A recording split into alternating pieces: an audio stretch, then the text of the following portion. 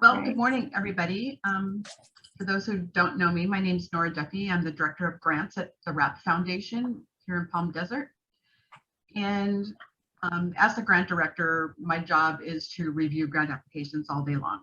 So obviously, as a funder, I know what I'm looking for in grant applications, and I know the keywords and all of the application tools to have a successful grant. The ones that are written really well I love because I can just read them and push them on through for approval by our board. Others I have to work with some. And then again, there's others that I have to reject because unfortunately they're written so poorly, they'll never make it through any of the stages of our process. And so that's why I'm giving this talk today, just to point out all of the things that funders like RAP look for when they're processing grant applications. So hopefully, I'm going to cover today everything that you're going to need to be successful in your endeavors and applications to funders for grants. Thank you, Nora. And I just wanted to say hi. My name is Vanessa. I'm with the Greater Coachella Valley Chamber of Commerce. I'm the Program Member Experience Manager. We are here and excited to have Nora. I know, Nora, we had this in-person workshop like a couple months ago, and it was requested. So here we are. Thank you for joining us today. I just wanted to give a little bit of background on Nora. So she comes from a high-tech background working with Fortune 500 companies in diverse industries, including Microsoft, T-Mobile, Getty Images, and many more. For the last 10 years, Nora has owned her own business in consulting firms and has specialized in nonprofit management. She has been an executive director and at 2 Seattle nonprofit organizations. So carries a lot of knowledge in this specific topic, and we're super excited to have you here. Also, just a couple housekeeping notes. If you do have any questions, feel free to enter them on the chat box or Q&A. As the slides, as we progress through the slides, if you have questions, I'll go ahead and just point them out. Nora will go ahead and answer those for you. This is a recorded session, and at the end of the recording, we'll go ahead and share with you Nora's contact information, the RAP Foundation's contact as well, and the recording along with the PowerPoint.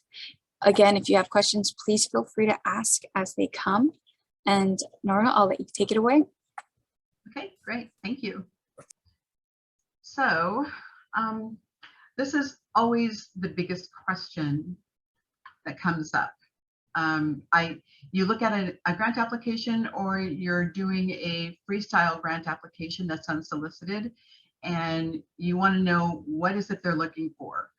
You know, so many times there are organizations that just have either a template that they use, or they just say anything that they think the funder wants to hear. So that's really starting out the gate in the wrong direction. What you really need to do right out the box is figure out, what does that funder want to see? What do they want to hear? What are they funding for? They want obviously essential information about your program, but they want very specifically to know if you fit into their funding model. Are you eligible? If any of you have dealt with the RAP Foundation in the past, you know that we're a very specific funder. We only fund organizations that are nonprofits, that are in the 4th District of Riverside County, which is east of the mountains, and that we only fund projects that are prioritized towards health, mental health, and juvenile intervention. It still amazes me to this day how many people do not fit those qualifications and still submit an application, which we have to immediately turn around and deny. So this is a big first step when you're approaching a funder. Determine if you're eligible for their granting priorities. Usually they have them on their website. If they don't, there's no harm in contacting them to make sure that your program does fit in their funding priorities. Because without that information, you're pretty much wasting your time, and you know, time's too valuable to do that. Is the grant right for your organization? So let's say that you are eligible for the grant, but are you capable of fulfilling what they need you to do? If your organization is very small and grassroots and they're looking for a grandiose solution to a community problem that your organization probably can't handle, it's probably not a good fit. If your mission statement differs from what they're looking for in a grantee, probably not a good fit. Do you have the expertise and capabilities? Do you have trained staff that they're looking for? If they're looking for staff that has any licensing certifications, if they're looking for someone who has expertise in this very specific area, that's also a big thing. And do you have the capability to produce positive outcomes? So if you're going to have to issue a final report at the end of your grant period, should you be awarded a grant, are you capable of completing the requirements of that grant and reporting them appropriately? And speaking of reporting, do you have tools already with your organization that will allow you to collect the necessary information to provide some meaningful reporting? That's a big one, because nowadays funders want to see how their money's been spent, number one, and what kind of impact it's had on the community. They want to know if they're wasting their money or not, basically, is the bottom line. And they want to know that you're an effective grantee, so that the door is open for you to get future funding from them as well. So what are they looking for? I'm sorry. Go ahead. Nora, I think we have a question actually, and okay. I think it's Janice, or Janice, I'm sorry. So I have a question here. It says, do you recommend or should we expect to have a contact person with the funder? That's a really good question. It depends on the funder, actually. There are huge foundations out there that are less personal and less connected one-on-one to the community. They have open grant periods, or they have narrow grant periods where they just expect you to go to their website and just do the application. There's nothing wrong with contacting an organization and trying to find the counterpart of what I do, and talking through, what they're looking for, the types of organizations that they're used to funding, just to get a feel if it's a good fit. Sometimes it's so funny because our funding priorities are pretty broad: mental health, health, and juvenile intervention. There's a whole lot you can squeeze into that. And we've seen people do it and they've done it successfully. Sometimes they haven't been successful, but if they can massage it enough and make it fit, they do. So it can't hurt. With private foundations, it really can't hurt, because they're looking for that relationship. And there's nothing wrong with building a relationship. Hope that answers the question.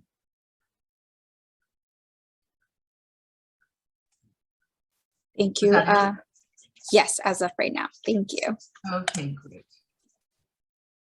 Okay, so what do funders look for? That's a big open question, but it's a question that needs to be answered. So every funder is different. Every grant opportunity is completely unique. And different funders have different requirements. It's not a one size fits all type of situation. That's why templates rarely work when applying for grants, because it's just like a job interview. You want to finesse your resume to fit the job opening that you're applying for. It's the same thing with a funder. You want to massage your application so that it fits what they're looking for. The only caution that I give there is to not massage it so much that it's not what you do, or it's not what you're capable of doing. But there's nothing wrong with changing your template or changing what your normal elevator pitch is to fit the need that they're trying to fill. They want to know your track record. If you're good at what you do, if you're established in the community, if you have those connections, if people have funded you before, if you have a track record of successfully administering grant money in the community. And right now there's a particular push on collaboration. If you have the ability to work with other organizations that complement your services, that's always looked on as a plus. Collaborations are big, especially in Coachella Valley, because it is such a small community and there are a limited number of organizations. So collaboration is always a good thing. Don't ever look at that as, you know, oh, I'm sharing the pot or I'm sharing the money. It'll definitely increase your chances of being awarded. And last thing that they're doing their cursory review of is they need to understand what you're capable of. That usually starts with your financials. Every funder requests recent financials. If you provide financials that say your revenue is $250,000 and you're applying for a grant that's $1 million, that's going to raise big flags, because the funder is going to look at that and say, okay, well, you're a small organization. You probably only have a few people working for you. So how are you going to be able to handle $1 million grant? It would not add up to a funder. So you have to take a look at what funding you're going after and be reasonable as to what your request is, dependent on the size of your organization. Capability is a big thing, and that's gonna show when you have to submit your final report at the end of your grant period and you couldn't reach as many people as you thought you would, you couldn't complete all the services that were required of your grant, things like that. So you need to be really reasonable in your request. A good rule of thumb is to have that information at hand. So when you go to apply for the grant, that you already know, you already have the information there. You don't have to go digging for it, trying to figure out, you know, what are our financials. You should always have your finger on the pulse of your financials. What's our staffing look like? What's our budget look like? How many people have we reached in the last year with our services? Just general information that would probably show up in an annual report. So if you thought about it in terms of what would go into my annual report, those are usually the points that a funder is going to be looking for. Okay, so we have a question. Okay. It says, what if you're a new 2-month organization? How do you show a track record? Well, obviously, you're probably not going to have a track record. So when you're a new organization, the key is to meet a very specific need.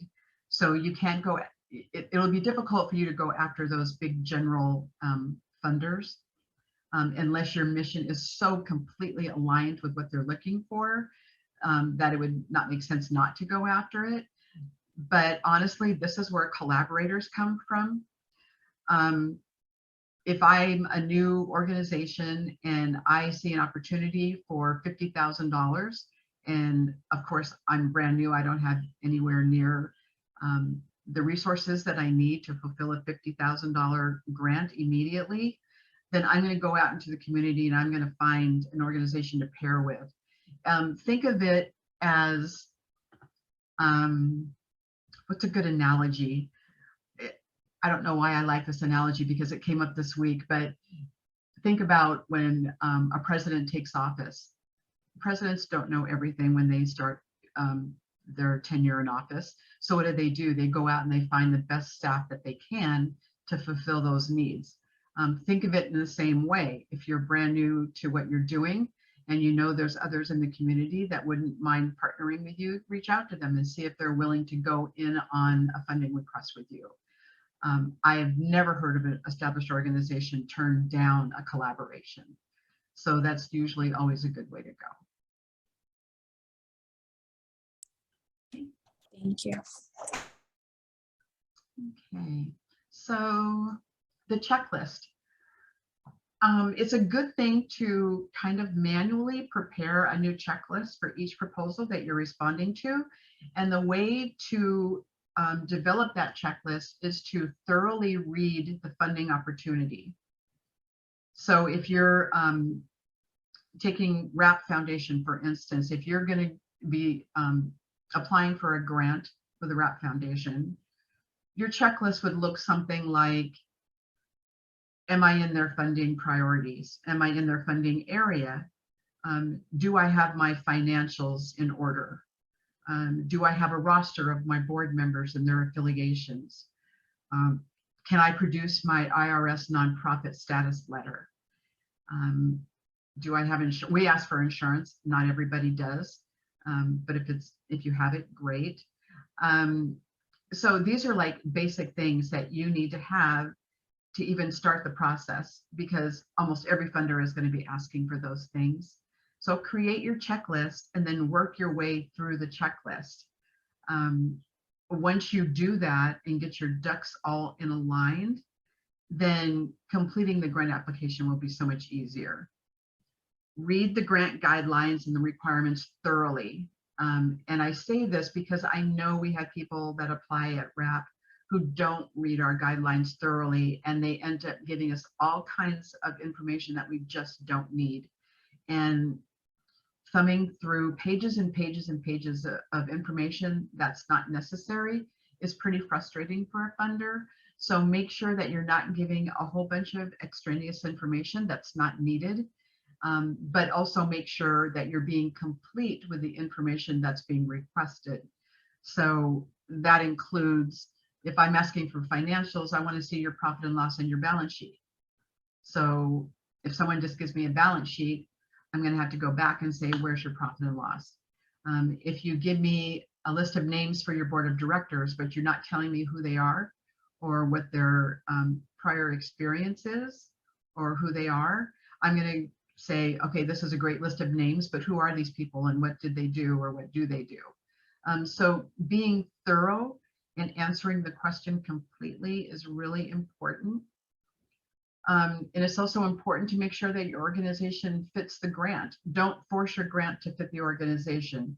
You need to make sure your organization fits the grant. I've seen things where it's obvious that an organization is trying really, really hard to make their organization fit into our funding priorities. And if it's not a fit, it's not a fit. And it becomes obvious the further down in the application that you go that it's not a fit and it's being forced. So that's not going to help when you're actually submitting your application. In the checklist, you need to meet all of your deadlines. This is super important because some funders, RAP doesn't have any funding deadlines except when we put out an RFP, which we do once a year. And if we put out an RFP and we say that, you know, our cutoff is April 1st to receive all letters of intent, our cutoff is April 1st. And most funders work that way only because they can't afford to keep processing in straggling applications.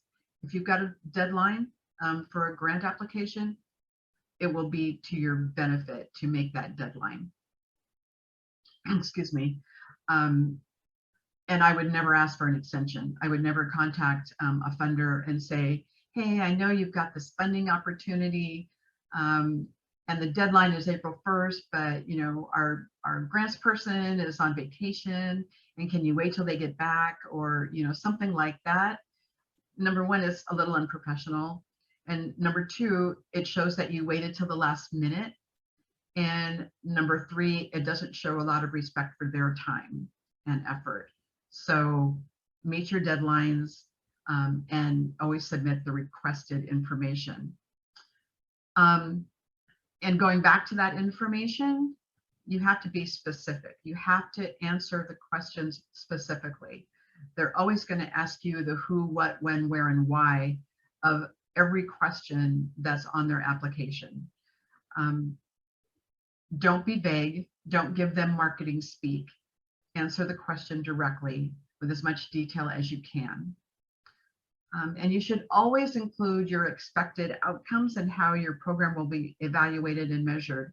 If someone applies for a grant with RAP and they show us that they have no internal tools to evaluate and measure their own program, their chances are going to go way down for approval, because we require final reporting at the end of our grant period. And we want to know how you did. We want to know how our money was spent. We want to know how our money affected the community in a very meaningful and specific way. So if you have a program where you're serving the public, for instance, and you're not keeping any sign-in logs or membership numbers or head count of people that come in your door, something like that, then you're doing yourself a disservice, because those details are very important to a funder. Any questions on this slide? Not as of right now. Okay. Required documents. This is based on RAP Foundation requirements, but I know for a fact, because we also apply for grants, that this is probably 90% of the time all funders are going to ask you for this. Your tax status and filings. So your 501c3 letter, some of you might be a 501c4 or some other exempt. So, but you have to have that letter from the IRS. And lately I've been seeing a lot of IRS documents that aren't the IRS award, the nonprofit award letter. You know, I'm getting all kinds of stuff where organizations have contacted the IRS for some reason or another to verify something else, and they're sending that in as proof, and it's not. You have to have your exact IRS letter. If you don't have it or can't find it, or it was in someone else's care and you can't get a hold of that person, you need to call the IRS and ask for a copy. In addition, if you are an approved 501c3, that means that you have to file a 990 tax return every year. If you're behind in your taxes, you need to get current. There's no need to be behind in taxes because you're tax exempt and you don't have to pay anything. So that means that you just haven't gotten to it. Or maybe you're paying an accountant to do it for you. But trust me, if you do have to do that, it's money well spent. Most funders are going to require to see your latest 990. Your board list should have all of your active board members and their affiliations. So if you have someone on your board, you need to list them, and you need to list what they do and sometimes where they work. If they're retired, you need to list what they retired from. So when I retire, hopefully in a few years, you know, if I'm on a board, I can be listed as a former business consultant and a former executive director and a former grants director. And you'd be surprised how much that speaks volumes to funders to know that you have a knowledgeable team of directors that are helping guide you through your operation. Most funders find that invaluable, that your board takes their fiscal responsibility seriously and that they know what they're doing. And you should really try to steer away from board members who have no business background, have no nonprofit background, have a good heart, but it doesn't translate well on paper. So if you have an organization and everybody on your board is a family member, or everyone on your board,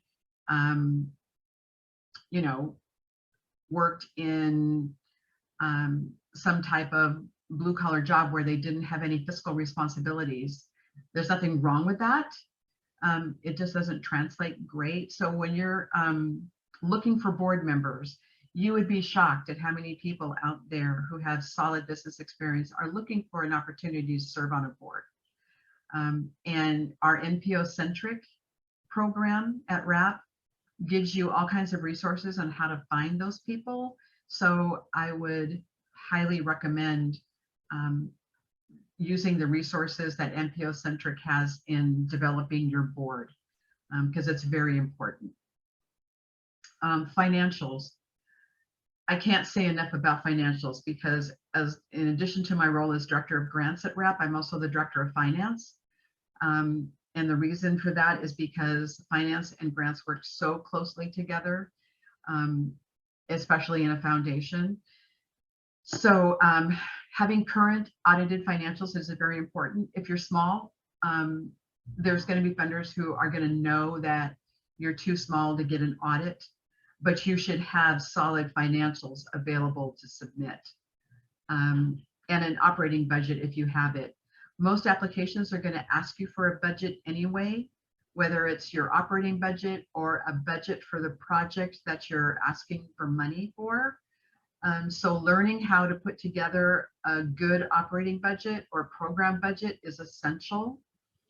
Knowing how to put together current financial reports is essential. At a minimum, a balance sheet and a profit and loss. If you don't have any accounting help, again, go to NPO Centric, they can help you find some.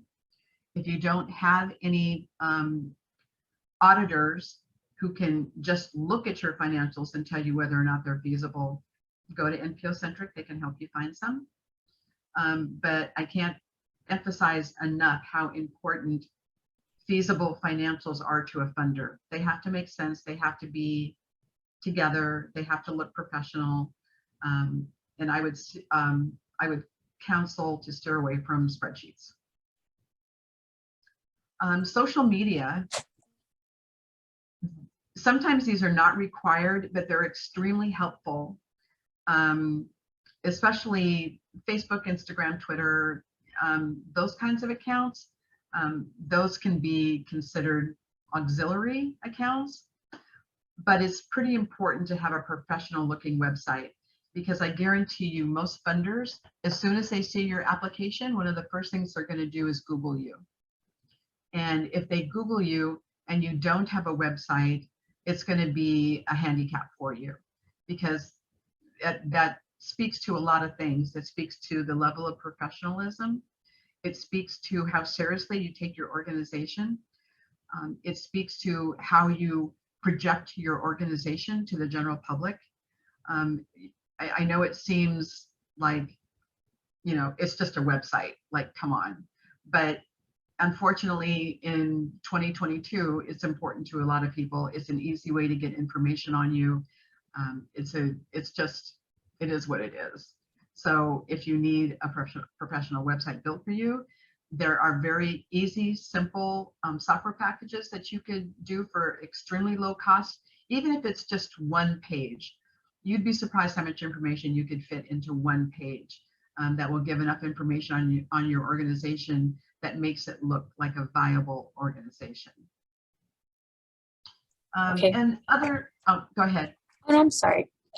We have two questions whenever you're ready for them. Okay, go ahead. So the first one is Instagram and Twitter Instagram and Twitter could be a full-time job for a volunteer. Is an appearance that is not updated daily a problem?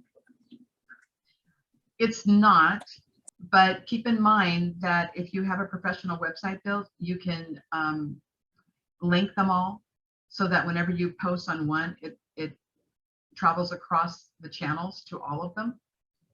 If you're not going to post regularly to Instagram and Twitter, do not set them up, because there's nothing more frustrating to a funder and even someone in the general public who looks up your Instagram or your Twitter and sees a 6-month gap in activity. They're going to think you're not in business anymore. So it's better to not have them than to not keep them updated.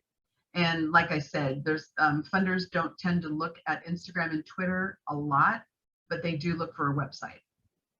So at a minimum, a viable website. Thank you. That's a good point. Alrighty, so second question, what would financials include if you only have a very small amount in the bank? Very small amount of what? Very small amount in the bank. Oh, it wouldn't look any different than any of their financials. I mean, financials are financials. The bank accounts show on your balance sheet. And what a funder is going to be looking for is, number one, that you can create a balance sheet. And number two, that you have some type of system to track that financial information. That's what they're looking for. They're not necessarily looking all at the numbers. They're just looking to see if you have the capability to provide the financials.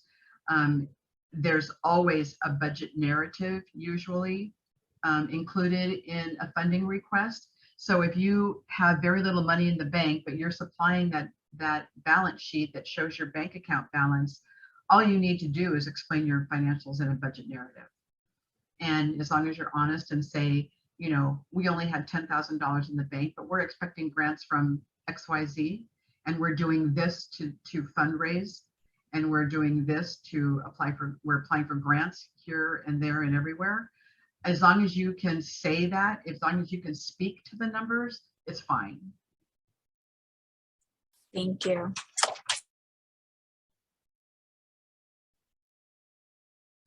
Okay, are we ready to go to the next? Yes, we are.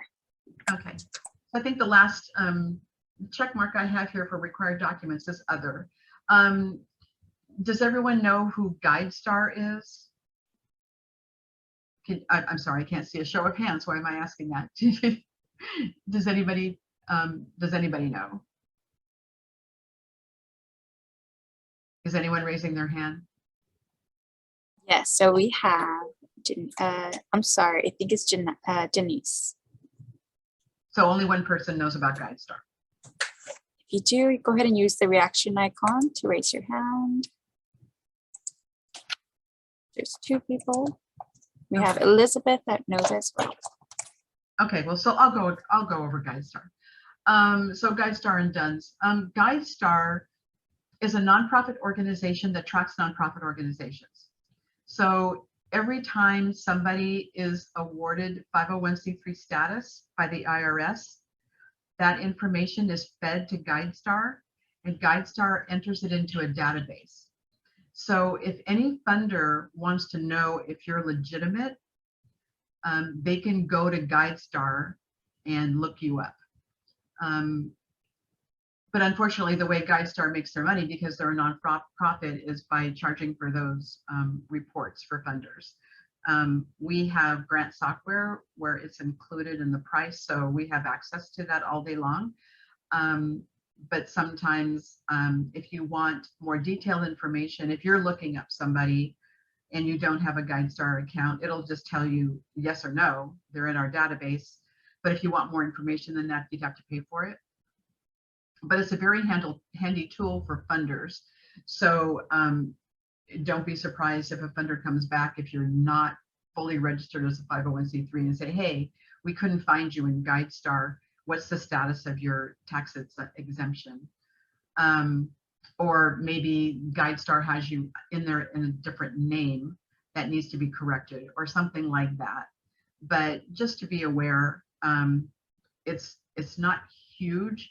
The larger funders do rely on GuideStar. So, you know, it's worth checking out to see if you're in there, and if you're in there, how you're in there, and correct any inaccurate information if it exists. A DUNS number is completely optional. A DUNS number is usually associated with business, but since nonprofits are still a business, it would be advantageous sometimes to have a DUNS number. It doesn't cost anything to get one. All you have to do is go to the DUNS website and apply for a number, and it's a pretty quick turnaround. And it just holds your basic information, information that can be verified if necessary, so that if someone looks you up, you know, they can say, oh yeah, I found them in DUNS, they're real. There's not a lot of funders that use that, but it can't hurt to have it. Okay. So, sorry, Nora, we have a question. It says, okay. Is that Dun and Bradstreet? Dun and Bradstreet DUNS number, correct. Okay. Yep. Okay, budgets. I can't speak enough to budgets because they're so telling of so many things. You know, they're telling of You know, do you have your act together? Can you even put together a budget that makes sense? Do you have the tools you need to put together a budget? Are you able to stay within your budget? Does your budget fit your capabilities? Does your budget fit your size of your organization? A good financial person can read all of those things into a budget and financials. So when you prepare a budget for the money you're asking for, which is usually project specific, you need to make sure that it makes sense. Like, don't over or underestimate your need, but don't go crazy either. Don't be so conservative that you're selling yourself short, and don't go so over that it's just completely like unrealistic. You need to put real numbers and real estimates in your budget that make sense for your organization, taking into consideration what you're trying to do, the size of your organization, the number of people that you're going to have do it, getting, you know, realistic cost estimates. You know, if you're going to be, you know, putting in things like supplies, you know, price things out. Don't just guess at how much they cost. Price them out. If you're putting in stuff like mileage, you know, be sure that you have the current IRS mileage rate.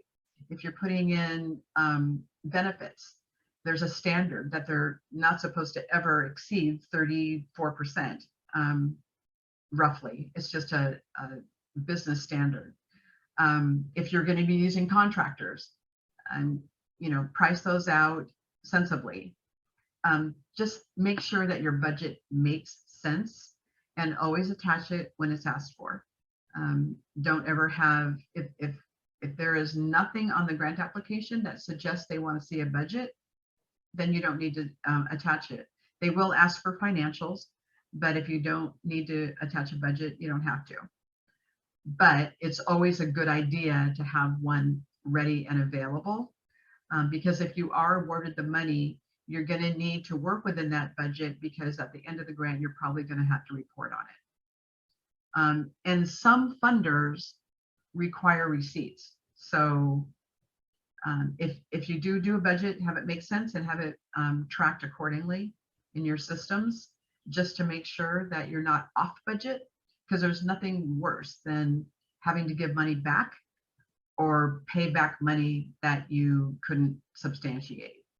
And that is known to happen. We've unfortunately had to do it a couple times, where people had to pay us back for money they didn't spend and money they couldn't substantiate.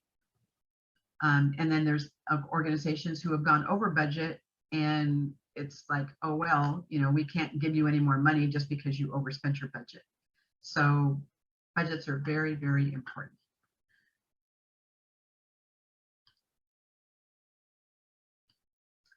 Okay, proofreading your grant application.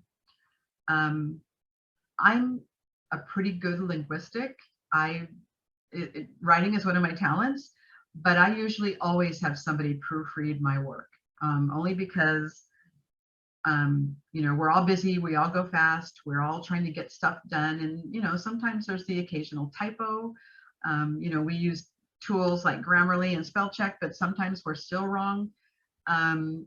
So we all at RAP like proofread each other's work, especially when we're doing reporting and grant applications and, you know, board minutes and agendas and things like that. It's just a safe way to go.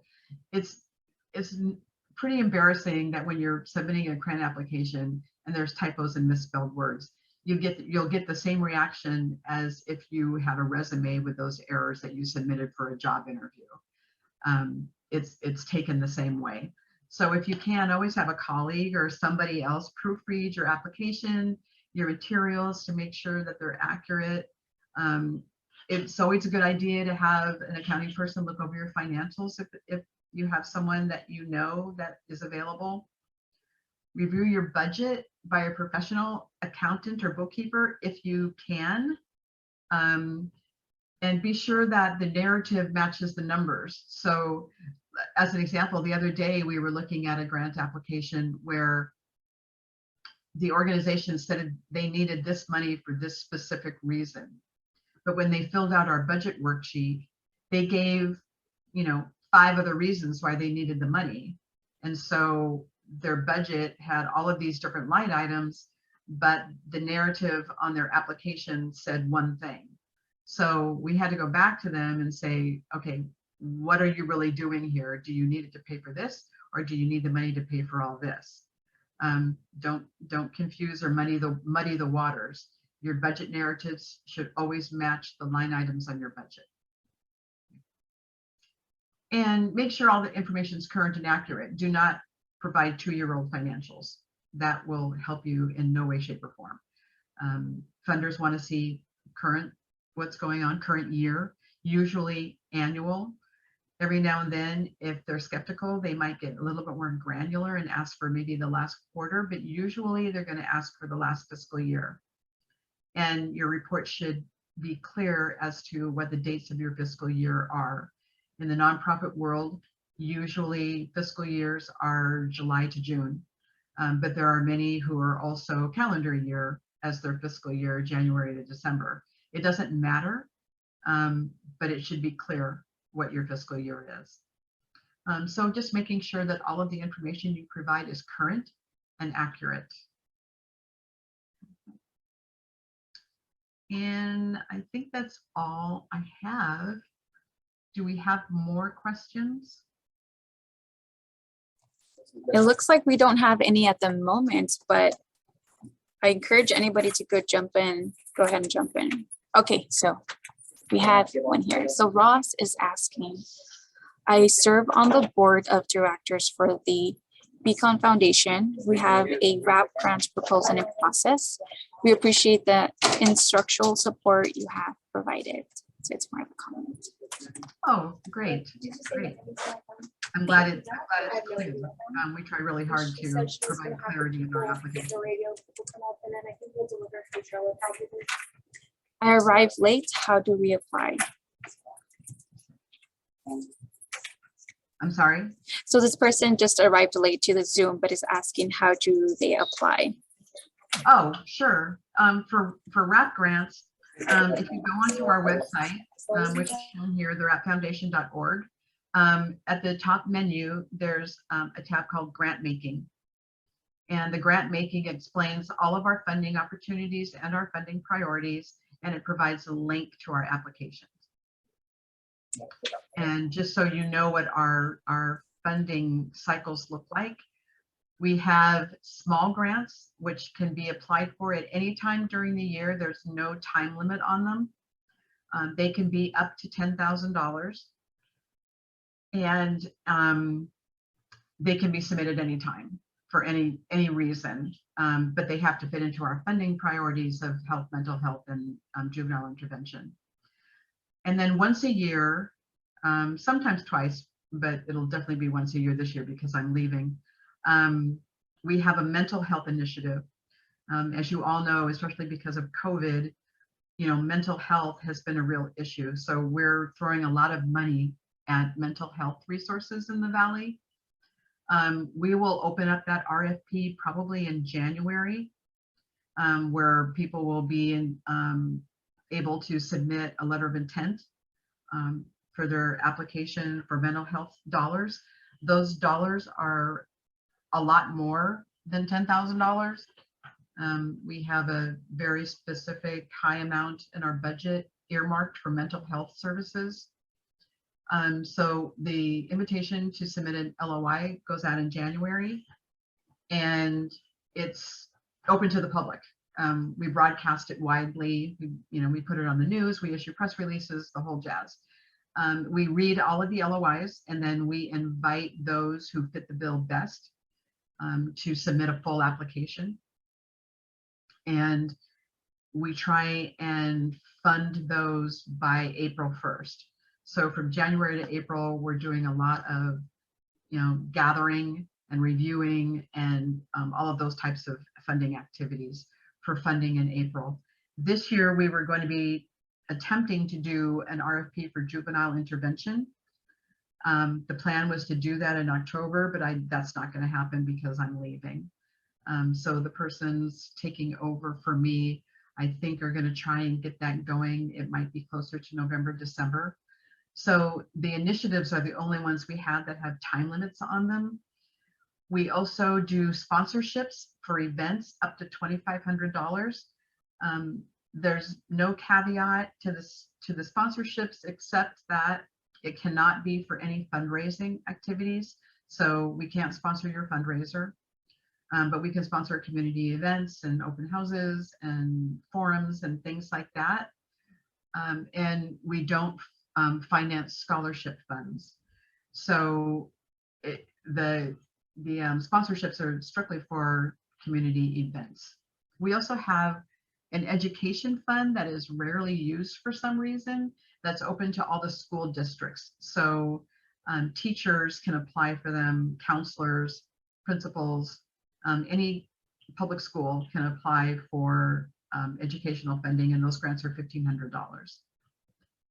So I think that covers it. We have a couple emergency things that we do. We have a little contingency bucket that we use at the CEO's discretion to help out emergent situations that are a lot like last year, we used that fund to help the families out by Salton Sea when we had that bad storm and they lost electricity and their food spoiled and things like that. That was an emergency. Every year we set aside money for the cooling centers, but those are kind of off the grid. But if you click on our apply link in our on our website, it's going to take you to small grants, sponsorships, educational grants, and the RFPs will be up there when they're available. Thank you, Nora. So I just want to say, if anyone has a question and would like to talk and be unmuted, please type allow to talk. I'll go ahead and unmute you to ask the question if it's too lengthy and you don't want to type it. I have Katie here who commented, this has been a very informative and helpful. Thank you for sharing your time, expertise, and insight. Oh, my pleasure. I'm glad you appreciate it. Another question I have, sponsorship portion, can we raise money during this event? No, unfortunately.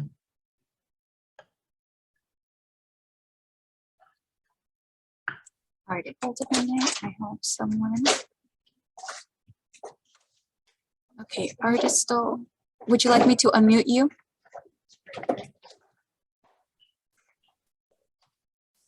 Let me go ahead and.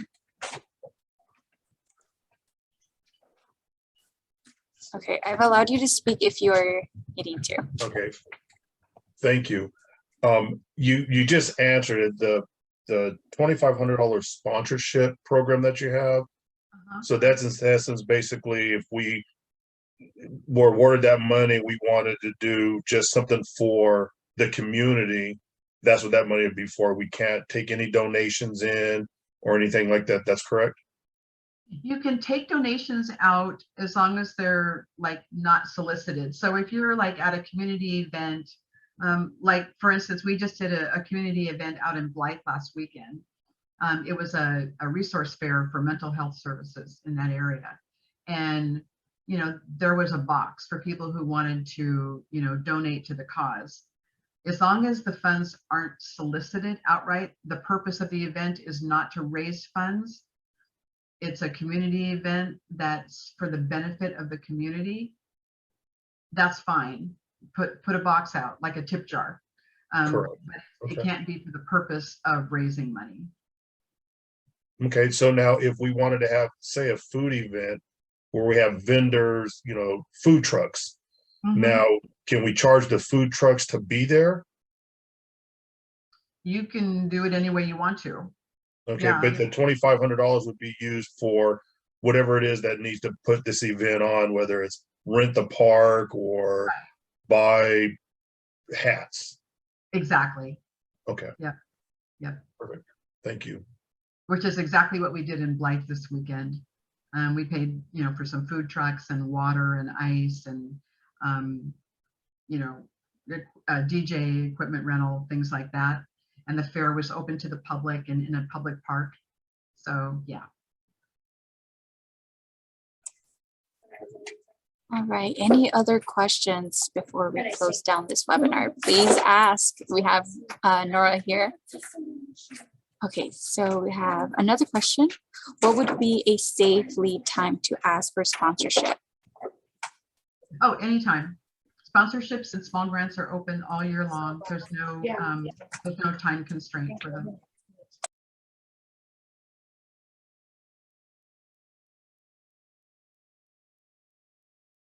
The only time constraint we have is getting it processed. So it usually takes about 2 months, unfortunately. And the reason for that is because once the application is submitted, it's reviewed by a grants administrator for, to make sure that all the I's are dotted and the T's are crossed. And then it's sent on to reviewers. We have volunteer community reviewers who are well-versed in what grant writing looks like and can review and score the applications. And once they do that, then they are sent to the grants committee for review.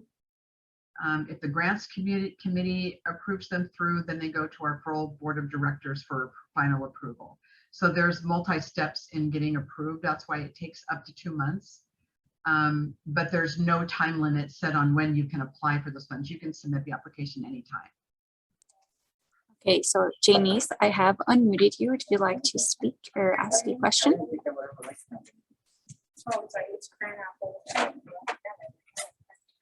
Okay, so I know you're asking who could possibly replace you. Do we know? Yes, the person that's replacing me is already a RAP employee. Her name is Gracie Montano. She's pretty new to RAP. She's been there for about a year doing something completely different. So she's going to have a big transition, but I have every faith that she's going to be able to handle the job. And she's being supported by our CEO, Letty Delara. So she's not just out adrift.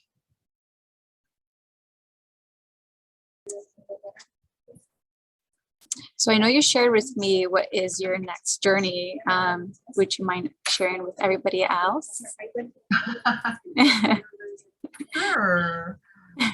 So before I was with RAP, I was a business consultant in Seattle and working in the tech industry. I had several full-time positions at high-tech companies like Microsoft and T-Mobile and all those kind of places. And like most people who leave high-tech, we tend to veer towards nonprofits. So I started working in a few nonprofits, and I was on a few boards, and I became executive director of 2 of the organizations I was working with. I was a consultant executive director when I moved down here to the Valley 3 years ago. And then as soon as I started working with RAP, who was my first client, I let that position go, and then RAP hired me as a full-time employee. It's been 2 years, but I really miss doing consulting because I like the variety that I see in different organizations. My background obviously is in finance and business management. So that is what I bring to the table for organizations. People forget that when they start a nonprofit or they're working at a nonprofit, that it's a business. And the only difference between a nonprofit and a for-profit is a tax return. So I have come across so many nonprofits that were started by people who had great hearts and are committed to what they're doing, but they don't know anything about how to run a business. And that's where I come in. So I like helping develop, especially smaller to mid-size organizations, become more business viable. Well, thank you for sharing that. And of course, we wish you all the best of luck, although we are sad to see you go. I know you've been very resourceful for a lot of our members here in the community, but I know you're still available. So Absolutely. All right. So any last questions, a final call? If not, then we do have. We answered Janice's question. I see her hand raised. We did. So it was the last question that was asked. And yes. So I have your contact information and along with the like representative that we can reach out to if we have any follow-up questions.